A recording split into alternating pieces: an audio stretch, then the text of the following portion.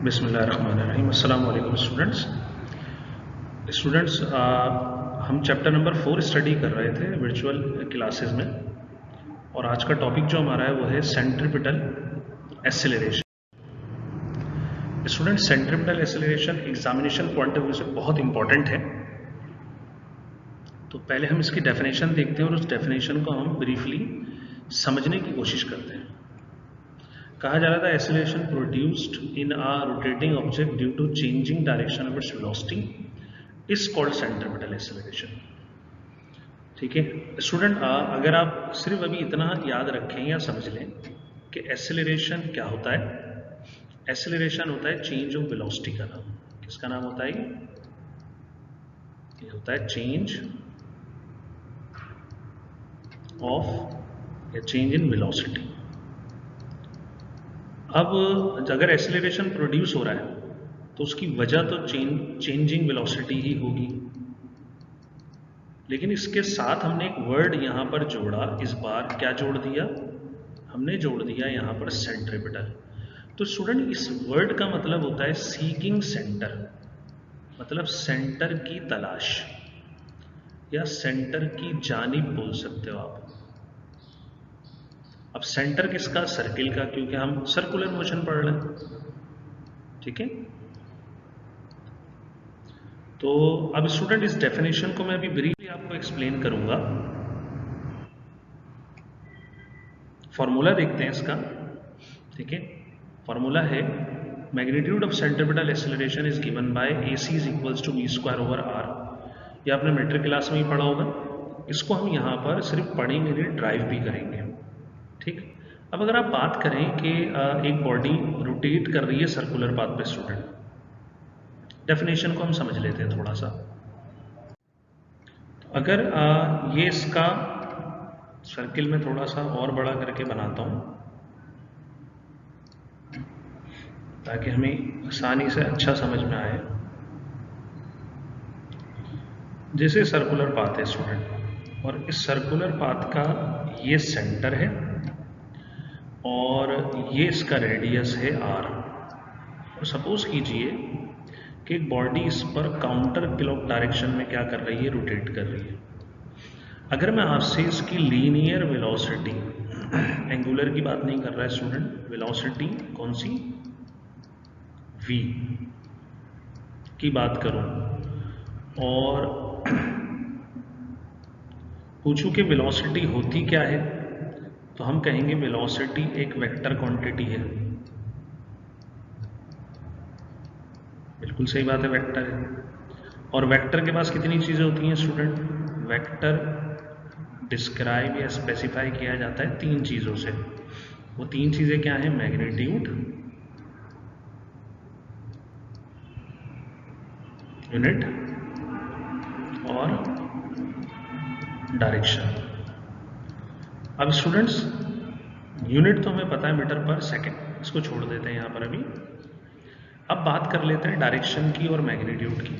ठीक है, इसका मैग्नीट्यूड हम स्पीड भी बोल सकते हैं, एक ही बात होती है।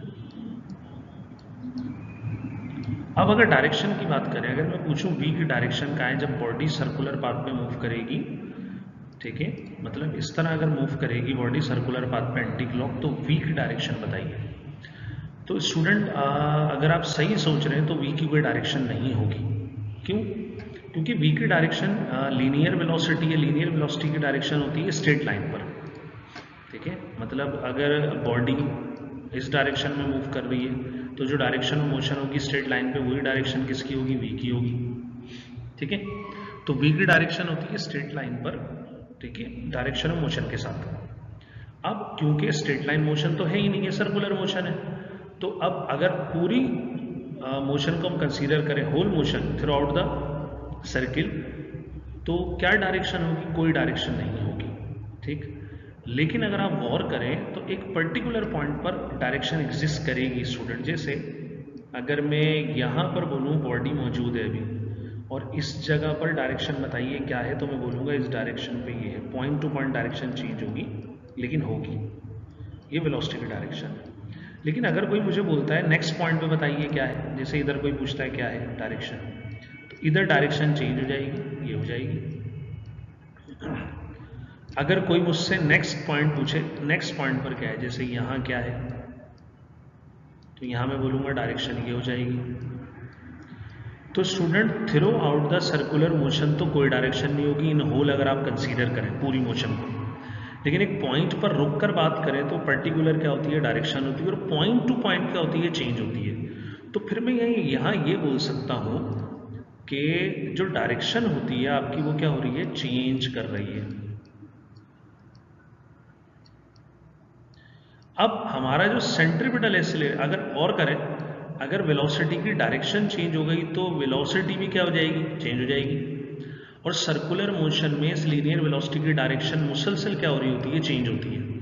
तो कोई भी बॉडी जो सर्कुलर पाथ में मूव करती है उसकी लीनियर वेलोसिटी की डायरेक्शन पॉइंट टू पॉइंट क्या होती है, चेंज होती है। और इसी डायरेक्शन के चेंज होने से वेलोसिटी चेंज हो जाती है, और वेलोसिटी के चेंज होने से क्या प्रोड्यूस होता है, एक्सेलरेशन। और वो कौन सा एक्सेलरेशन कहलाता है स्टूडेंट्स, सेंट्रीपिटल एक्सेलरेशन। तो हमने ये समझा, इसकी डेफिनेशन समझी, मतलब ये वो एक्सेलरेशन है जो प्रोड्यूस हो रहा है due to the change of the direction of velocity when body rotating on a circular path. तो अभी तो हमने इसकी डेफिनेशन को समझा कि डेफिनेशन में जो चेंजिंग डायरेक्शन की वजह से पैदा होने वाला आया था लफ्ज़, वो क्या बता रहा था, मतलब कि दरअसल वो वेलोसिटी की डायरेक्शन क्या हो रही थी, चेंज हो रही थी। अब स्टूडेंट यहाँ जो टर्म्स हैं, ये v वेलोसिटी का मैग्नीट्यूड है, r रेडियस है, बहुत सिंपल सी बात है, ठीक है।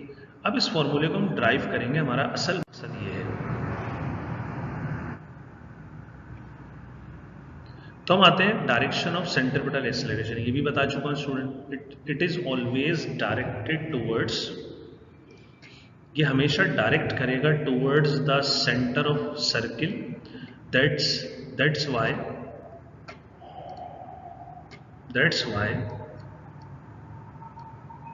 It is called centripetal acceleration, means seeking centre. ये मैंने आपको अभी बताया, ठीक। अब स्टूडेंट इसकी डेरिवेशन की तरफ चलते हैं हम, डेरिवेशन ऑफ फार्मूला।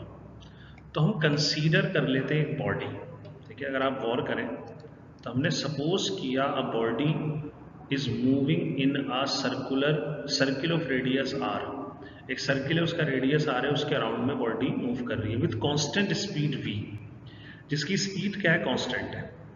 अगर स्पीड कांस्टेंट है तो यहाँ रुककर एक बात और समझ लें स्टूडेंट, ये मैग्नीट्यूड है वेलोसिटी का, तो फिर इस मोशन को बोलेंगे हम यूनिफॉर्म सर्कुलर मोशन।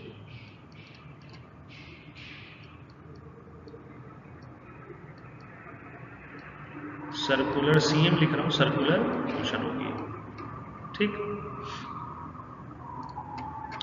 फिर आगे कह रहे हैं let it travels from point A to B in a time interval delta T, ये किसी ए पॉइंट से बी पर चली गई टाइम इंटरवल डेल्टा टी में, and covers a distance delta S, और इसने आर्क पर कितना कवर करा, distance delta S. Let velocity vector of body at point A v1 है और and at point B v2 है, and angle traced at the centre during this interval delta T है। ये मैं सारी बातें मैं डायग्राम से आपको समझाता हूँ स्टूडेंट्स, जैसे डायग्राम में आ जाए आप। अब हमारे पास जो बॉडी है, जैसे डायग्राम में यही बात कही गई है कि सर्किल है, इसका रेडियस r है, और बॉडी पॉइंट B से कहाँ मूव कर रही है, C की तरफ। पॉइंट B पर जो इसकी वेलोसिटी है वो कितनी है, v1, ये मैंने अभी आपको ड्रॉ करके बताई थी, टेंजेंट होती है सर्किल पर। और पॉइंट C पर कितनी वेलोसिटी है, v2।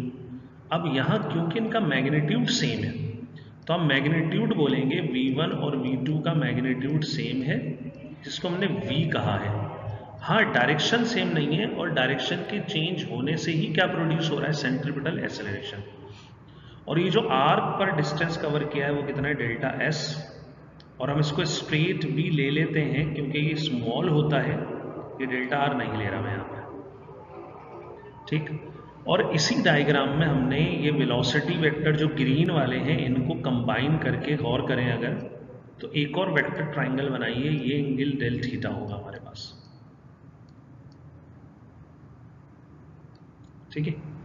मतलब ये v1 जो यहाँ जनरेट हुआ, और से देखिए ये v1, ठीक है, जो यहाँ से निकल रहा था, और ये v2 जो सी पॉइंट से निकल रहा था इन दोनों को ज्वाइन करा, और ये Q टू R हमने डेल्टा V कह दिया, चेंज इन वेलोसिटी। तो ये PQR एक वेलोसिटी ट्राइंगल हमने क्या करी यहाँ पर बना ली। अगर आप इन दोनों ट्राइंगल्स को यहाँ देखें स्टूडेंट तो ये सिमिलर ट्राइंगल है। हम आगे बात करते हैं।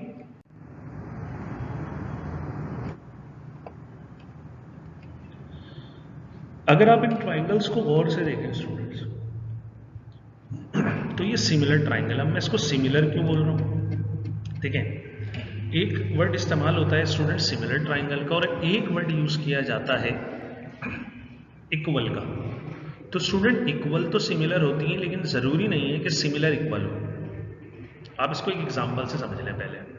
जैसे आप छोटे थे, छोटे मतलब कितने, जैसे सपोज करें आप 10 साल के थे, तो आपके वालिद ने, ठीक है ना, एक शर्ट खरीदी आपके लिए, तो उनको अच्छी लगी वो, ठीक, तो उन्होंने अपने लिए भी वो शर्ट खरीदी। अब एक बात बताइए, ये दोनों क्या सिमिलर हैं? बिल्कुल सिमिलर शर्ट है, लेकिन क्या इनका साइज भी सेम है? तो इनका साइज सेम नहीं है स्टूडेंट, मतलब ये सिमिलर तो है लेकिन इक्वल नहीं है, ठीक। अब आप बड़े हो गए, ठीक, मतलब ये बताया कि जो सिमिलर है जरूरी नहीं है वो इक्वल हो। अब आप बड़े हो गए और आपका साइज और आपके वालिद का साइज सेम है।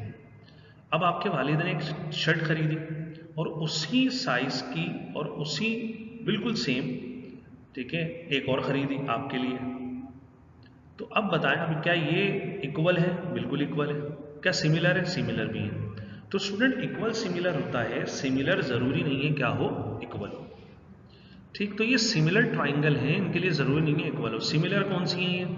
ये दोनों एक टाइप में आती हैं जो कहलाती हैं आइसोसेलेस ट्राइंगल, ठीक है। आइसोसेलेस ट्राइंगल वो होती हैं स्टूडेंट जिनकी दो साइड क्या होती है, इक्वल। अगर आप गौर करें यहाँ पर, अगर आप इस पर गौर करें तो A to B ये साइड R है, यहाँ पर A to C ये भी R है।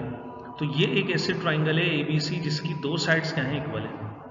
इसी तरह से अगर यहाँ पर गौर करें तो P2Q V1 है और PR ये V2 है, ये दोनों भी सेम है, क्योंकि मैंने अभी अभी बताया आपको इनका मैग्नीट्यूड क्या होता है, सेम होता है। V1 इक्वल होता है किसके, V2 के, ठीक। तो ये और ये एंगल थीटा है, ये दोनों सेम टाइप के ट्राइंगल है, आइदर साइज इनका स्मॉल और लार्ज हो सकता है। कंसीडर कर लेते हैं इसी तरह जो हमने कहा similar triangle delta ABC and PQR, और इसके अंदर एक थ्योरम अप्लाई कर रहे हैं स्टूडेंट। इस थ्योरम को और से देखिएगा, हमने क्या किया है, हमने यहाँ पर ये किया है, एक ट्राइंगल हमने पहले ले ली ये वाली PQR, इसकी अनइक्वल साइड को, ये अनइक्वल साइड है, दो साइड तो इक्वल है, PQ और PR इक्वल है, अनइक्वल साइड कौन सी, QR। इसको हमने डिवाइड करा इक्वल साइड से, इक्वल में आप कोई भी ले लें, PQ ले लें, PQ ले लिया। ये रेशो दूसरी जो सिमिलर ट्राइंगल है उसकी रेशो के इक्वल होगी, उसमें भी ऐसी रेशो लेनी है, अनइक्वल साइड। AB और AC तो इक्वल है, BC क्या है, अनइक्वल है, जिसको डेल्टा S कहा। तो ये BC मैंने यहां पर रख दिया क्या, अनइक्वल। इसको डिवाइड कर दिया किससे, इक्वल से। इक्वल में आप AB ले लें या AC ले लें, ये रेशो स्टूडेंट क्या आती है, सेम। अब कोई ये सोचे नहीं ये वाले ट्राइंगल तो छोटी है, ये वाले ट्राइंगल तो बड़ी है, तो रेशो कैसे सेम होगी? स्टूडेंट रेशो सेम हो सकती है। जैसे सपोज करें कि एक नंबर है 60/20, फर्ज करें बड़ी वाली ट्राइंगल की रेशो ये आ गई, और छोटी वाली जो ट्राइंगल थी उसकी रेशो 6/2 बनी, ठीक है। मैंने इन दोनों को इक्वल लिखा और ये इक्वल है। स्टूडेंट अगर आप इनको कैंसिल आउट करेंगे तो इनका दोनों का आंसर कितना आएगा, 0 से 0 कैंसिल होगा, ये 2 1 जा 2 और 2 3 जा 6, ये 3 आंसर देगा और ये भी कितना आंसर देगा, 3।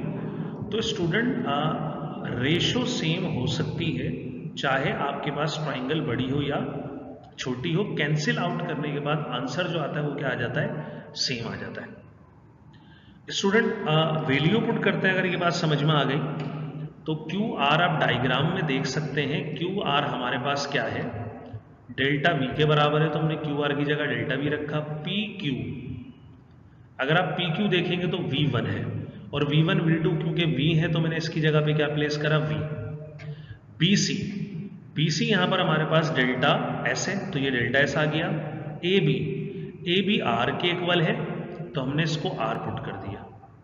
नेक्स्ट स्टेप के अंदर डेल्टा v हमने ले लिया v delta s over r, ये वाला v डिवाइड हो रहा था, राइट पर आकर क्या करवा दिया, इसको हमने मल्टीप्लाई करवा दिया।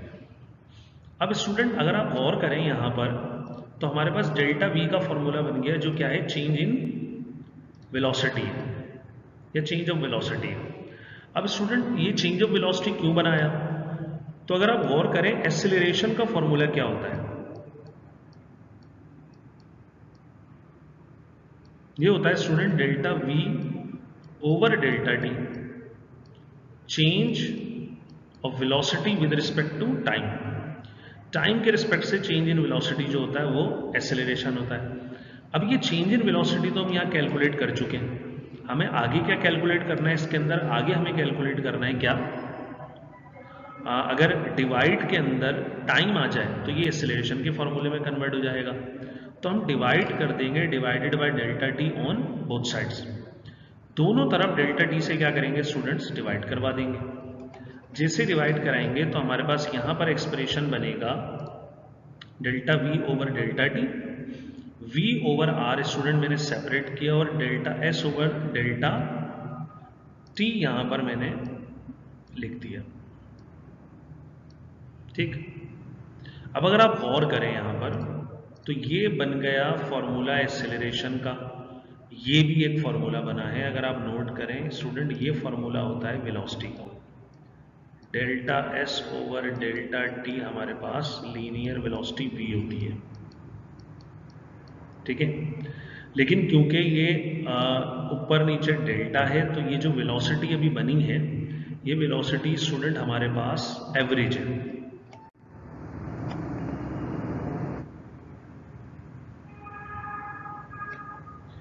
तो एवरेज से हम आते हैं इंस्टेंटेनियस में, ये मैंने लास्ट लेक्चर्स में भी आपको समझाया है।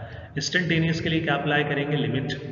तो स्टूडेंट अगर लिमिट अप्लाई करेंगे तो limit delta T tends to 0 delta V over delta T is equals to V over R as it is, फिर limit delta T tends to 0 delta S over delta T. Student अब भी ये acceleration ही है और ये हमारे पास क्या है, वेलोसिटी है, लेकिन इनकी टाइप चेंज हो गई। पहले जब हमने लिमिट अप्लाई नहीं की थी तो ये कौन से थे, ये एक्सेलरेशन और वेलोसिटी थी हमारे पास कौन सी, एवरेज। अब ये बन गई इंस्टेंटेनियस, तो हमने इसकी जगह लिख दिया ए सी, वी स्क्वायर ओवर आर अपनी जगह पर, और ये हमने क्या लिखा, वी। अब ये v और v आपस में मल्टीप्लाई होकर क्या जनरेट करेंगे, v स्क्वायर। तो ये हमारे पास मैग्नीट्यूड का फॉर्मूला जो हम पढ़ते थे मेट्रिक क्लास में डायरेक्ट, ये हमने देखा कि किस तरह ड्राइव हुआ। ए सी इक्वल होता है v स्क्वायर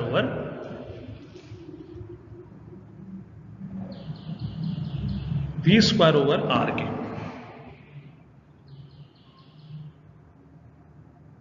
स्टूडेंट आगे बढ़ते हैं, this expression gives the magnitude of centripetal acceleration.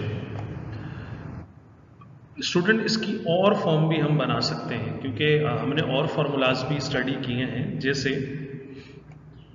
AC हमने पढ़ा v स्क्वायर ओवर आर, लेकिन हमने ये भी पढ़ा v इक्वल होता है आर ओमेगा। ये कहाँ हमने स्टडी किया था, हमने रिलेशन में स्टडी किया था स्टूडेंट, जहाँ हम रिलेशन पढ़ लेते हैं लीनियर और एंगुलर क्वांटिटीज का। अगर मैं v की वैल्यू यहाँ पुट कर दूँ स्टूडेंट, v की जगह मैंने आर ओमेगा पुट करा, होल स्क्वायर आ गया।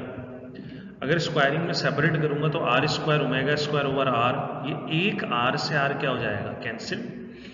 तो हमारे पास एक और फॉर्म आएगी, A C is equals to R omega square. ये फॉर्म थी in terms of linear velocity, ये फॉर्म है in terms of angular velocity. आगे बढ़ते हैं, ठीक है। ये फॉर्म हमने बनाई, लेकिन हम जानते हैं ओमेगा हमने पढ़ा था 2 पाई एफ। अगर स्टूडेंट यहाँ ओमेगा की जगह में 2 पाई एफ की वैल्यू पुट कर दूं, तो फिर R 2 pi F whole square बनेगा मेरे पास। और जब मैं स्क्वायरिंग करूंगा तो 2 स्क्वायर 4, पाई स्क्वायर, आर अपनी जगह पर और एफ का स्क्वायर आ जाएगा।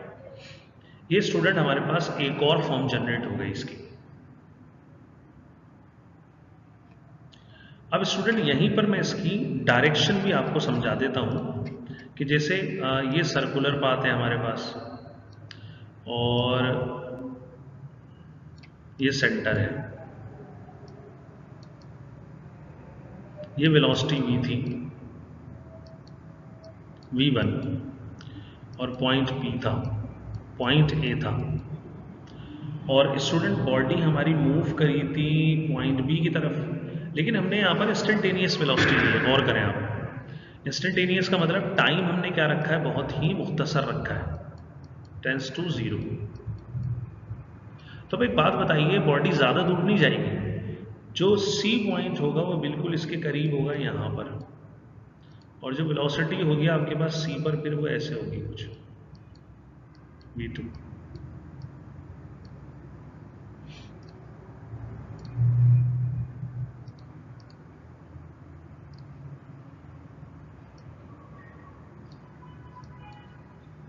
ये होगी आपके पास v2 वेलोसिटी।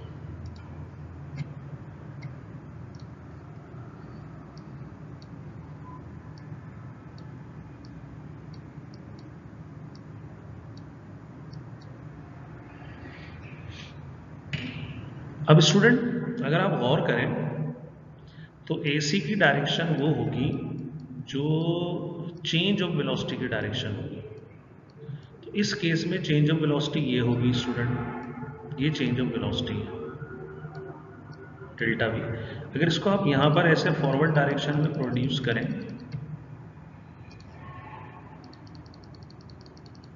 तो ये सेंटर की तरफ आ रही है, इसलिए हम बोलते हैं जो AC की डायरेक्शन होती है वो टुवर्ड्स द सेंटर होती है। स्टूडेंट नेक्स्ट टॉपिक की तरफ बढ़ते हैं। इस एक्सप्रेशन को हम टाइम पीरियड की फॉर्म में भी लिख सकते हैं। अगर F हम लिख दें 1/t तो AC हो जाएगा फिर हमारे पास क्या, गौर करें, F की जगह आ जाएगा 1/t होल स्क्वायर, और स्क्वायर सेपरेट करेंगे तो क्या होगा, ठीक है, 4 स्क्वायर r, और डिवाइड में आ जाएगा हमारे पास क्या, टी स्क्वायर। इस एक्सप्रेशन को यहाँ से मिटा देते हैं। इसके बाद डायरेक्ट ये वाला एक्सप्रेशन है, अगर गौर करें 4 स्क्वायर r ऊपर और डिवाइड में आएगा टी स्क्वायर, तो हमारे पास स्टूडेंट ये टाइम पीरियड की फॉर्म में एक और एक्सप्रेशन आया। नेक्स्ट टॉपिक हमारा सेंट्रीपिटल फोर्स, ये भी आपने सुना होगा। अब स्टूडेंट सेंट्रीपिटल फोर्स क्या होती है, तो सेंट्रीपिटल फोर्स यही सेंट्रीपिटल एक्सेलरेशन प्रोड्यूस करवाती है। मतलब ये वो फोर्स है जो रिस्पॉन्सिबल है to move the body on a circular path. The force acting on a rotating object is directed toward the centre of its circular path. बोले ये फोर्स है जिसकी डायरेक्शन क्या होती है, ठीक है, सेंटर की तरफ होती है सर्कुलर पाथ के। इसी को हम क्या बोलते हैं, सेंट्रीपिटल फोर्स। या इसकी डेफिनेशन हम क्या करते हैं, the force responsible to move the object on circular path is called centripetal force. Formula क्या होता है स्टूडेंट इसका, direction its direction is always directed towards the centre of the circular path. Student formula क्या है, Fc is equals to mac, मतलब Newton second law of motion से हमने इस फॉर्मूले को लिखा है, बस c का इजाफा करें, और अगर ac की वैल्यू पुट की जाए v²/r तो mv²/r, ये फॉर्म भी इसकी क्या होती है, बन जाती है। अब स्टूडेंट इसकी डायरेक्शन अगर डिस्कस की जाए तो अगर ये सर्कुलर पाथ है हमारे पास, तो इस सर्कुलर पाथ के ऊपर जो सेंट्रीपिटल एक्सेलरेशन की डायरेक्शन होती है टुवर्ड्स द सेंटर, और फोर्स की भी जो डायरेक्शन होती है वो कहाँ होती है, टुवर्ड्स द सेंटर होती है। तो स्टूडेंट्स ठीक है, यही वो फोर्स है जो बॉडी को कहाँ कराती है, सर्कुलर पाथ पे मूव करवा देती है। तो स्टूडेंट आज का टॉपिक हमारा यहीं तक था। अपना ख्याल रखिएगा, अपने इर्द गिर्द के लोगों का ख्याल रखिएगा। अस्सलाम वालेकुम वरहमतुल्लाहि वबरकातुहू।